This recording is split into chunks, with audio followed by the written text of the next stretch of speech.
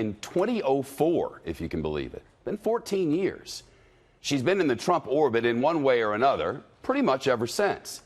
Made her way to the campaign trail, was at the convention, then made her way to the White House.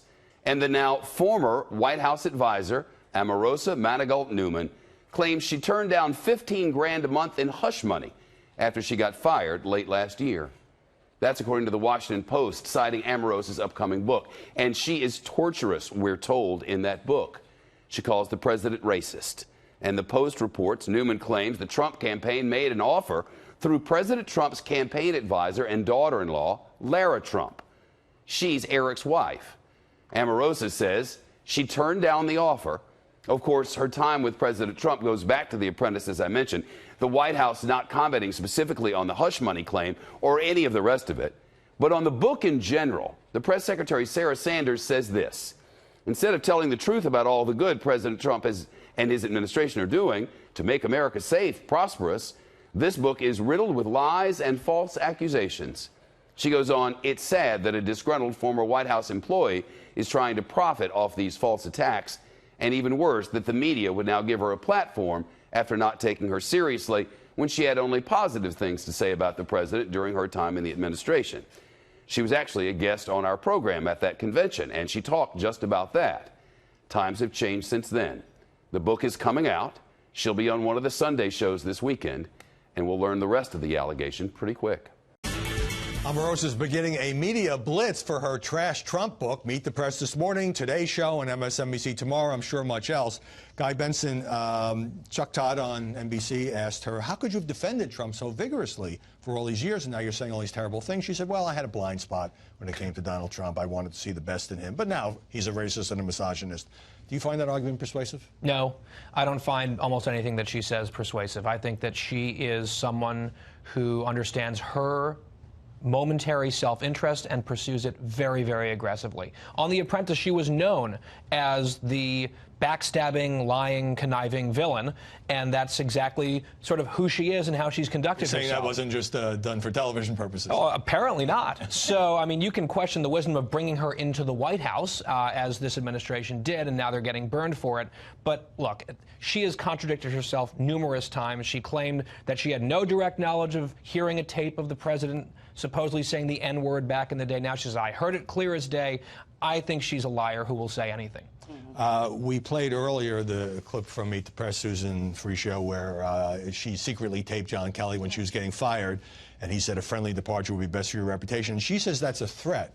Wouldn't any corporate executive say, hey, let's have an amicable parting? It sounds like a threat to you? Especially if they were forcing her out. It's not like she was resigning and then they said, okay, can we keep this quiet, whatever reasons are behind it. They told her, you're going to leave because you violated some serious terms of employment here, and when we want you to leave with integrity and your head held high. That's not a threat. But, you know, hell hath no fury like a person who feels they've been wrongly terminated. And I think that's what you're seeing here. I think she's really disgruntled.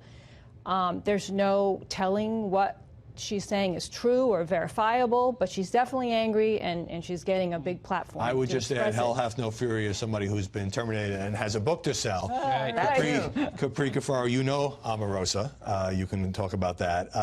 And so also, Chuck Todd asked her why she didn't resign after Charlottesville. Of course, the president came under a lot of criticism for his handling of that violence 1 year ago, as it turns out. Does she have credibility as an African-American woman to say, oh, I only realized since I was booted that he is a racist? I think this is an issue of a larger, as Guy said, I mean, a larger issue of credibility. I have met Omarosa, you know, a handful of times. She's from my hometown. So she's in Ohio, and you know, she came from a rough area, and she's a scrapper. Look, and that's what my community is. I mean, we even have a baseball team called the Scrappers as the mascot, right? So here's a person who, you know, basically scraped her way to the top via Donald Trump's successes, took it all the way to the White House, and now she's flipping the script and still using Donald Trump as a way to achieve her success for this book by, you know, creating this level of animus and intrigue. Just briefly, what do you make of Sean Spicer's argument that the media are going to just fall in love with her in this book, despite the fact that she was kind of treated as a sideshow because it fits the anti-Trump narrative? I mean, of course he's right about that. I mean, there's no question about that. If she wrote a glowing book, sort of mostly like his, she wouldn't get invited for 30 minutes on Meet the Press. She is spoon-feeding the media precisely what they want to hear about Donald Trump, and they are very happy to gobble it up. They'll put her on television. She'll sell a lot of books. Everyone wins except maybe the truth. It'll be temporary. They'll use her for getting out the anti-Trump sentiment on the certain cable networks, and then she'll be gone. It's a cruel business. Capri Cafaro, Susan Frischio, Guy Benson, thanks very much. Great discussion. Well, President Trump sounding off on Twitter this weekend, slamming the dossier author Christopher Steele, the media, and his Attorney General, Jeff Sessions. At the same time, former White House aide Omarosa is making her first TV appearance today to discuss her tell-all allegations about the Trump White House. Here to break it all down for us, Siraj Hashmi, commentary video editor and writer for the Washington Examiner. Thank you for joining us on our show. Thank you for having me, Elizabeth. A lot of fallout from that Omarosa interview on Meet the Press. I want to play a quick soundbite for you. It's regards to some of the news that's happening this weekend and get your reaction. As we are celebrating, well, actually observing the anniversary of Charlottesville, that he has an opportunity actually to bring the country together, but you'll see that he doesn't have the ability to do that because he puts himself over country every day. I would suspect that the White House would point to a most recent tweet where he's coming out and trying to push unity. What are you hearing from the White House?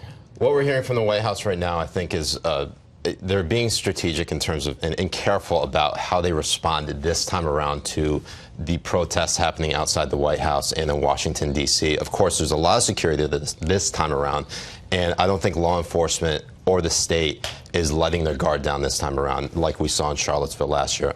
Of course, President Trump, in his time last year responding to the Charlottesville protests, he did have a huge fumble, politically speaking, and, lost a lot of support within his own party, within the Republican Party, with respect to his take on, kind of both siding the issue about white supremacists and Antifa.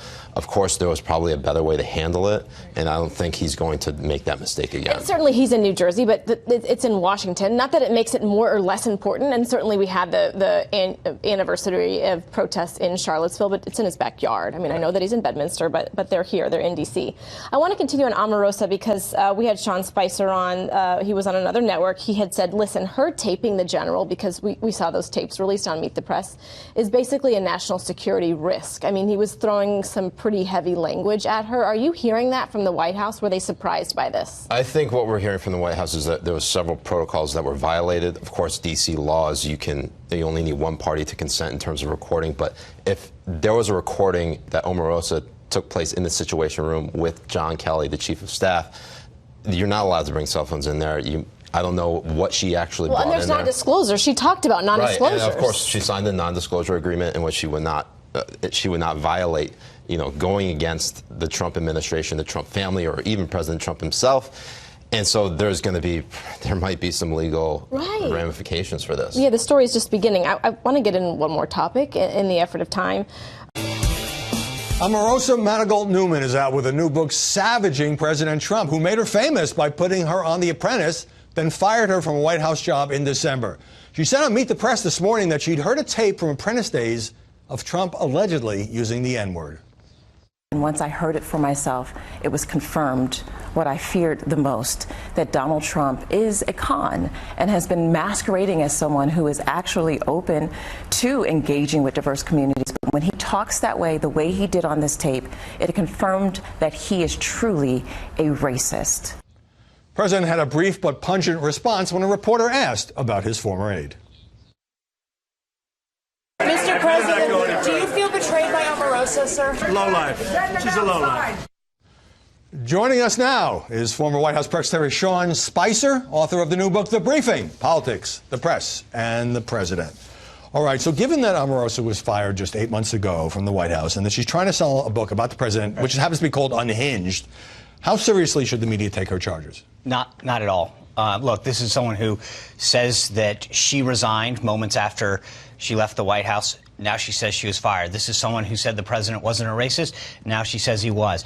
She says that the president was a great man. They accomplished a lot. Now she calls it into question. What's changed in those 8 months? She went on the record right after she left the White House, specifically talking about how she left the White House, why she left the White House, and what she thought of the president. Let me guess, what changed is that she's selling a book. I was going to say the only thing that's changed is she's now looking to make money off of it and sell a book where, having gone through this process myself, my guess is she sat down with publishers who said, if you'll say the following, we can give you more money. So it is complete opportunism, and it's completely false. Sarah Huckabee Sanders says the book is riddled with lies and false accusations from a disgruntled White House employee. Now, it's interesting because Omarosa said when the stuff started to leak out that she had heard herself. She told NPR she had heard herself Trump using the N-word back in the Apprentice days. And then in the book, she attributed it to sources who supposedly had a tape of this. And then she said that on Meet the Press again today. How credible is that accusation? She's not at all. And Howie, I think the other point that's fascinating to me is that for all these news organizations to decry the use of the word fake news and talk about the need to be using facts and pursuing the truth, here they are taking someone who has been largely discredited by her own words within a matter of months and putting her on a esteemed political talk show as a lead guest, wishing her well and passing along accolades on the book, as opposed to recognizing what this is. It's opportunism, and it's completely false. But you're saying she has no right to be interviewed? No, she has absolutely right. But my point is that look at the questions that are getting asked. Look at the spotlight that they're putting it on her. These are the same people who ignored her during her time at the White House, who didn't deem her credible, who clearly, through her own words and interviews and contradictions, is not credible. And yet, these members of the media who decry the use of fake news, who talk about the need to pursue facts and the truth, give her a platform and highlight her. Because why? Because she's attacking Donald Trump. That's why. Right. So she used to be viewed as a kind of a fringe character. Right. And if she came out and continued the conversation that she had when she left the White House, praising him, none of these people would have her on their shows, and none of them would be talking about her. But because she's looking to make a buck, they're willing to put her on and expose her, because as long as you're being critical of Trump, then they'll give you a platform. But the bigger issue that I think is fascinating after that interview is she taped the chief of staff of the White House in the Situation Room, clearly a violation of every security protocol that she signed when she applied for a security clearance. And yet not asked one question about that on that show, not asked about undermining her own security clearance. All right, and since you brought that up, we have the tape as played on NBC this morning. Let's take a listen. I think it's important to understand that if we make this a friendly departure, we can all be, you can look at your time here in the White House as a year of service to the nation, and then you can go on without any type of difficulty in the future relative to your reputation.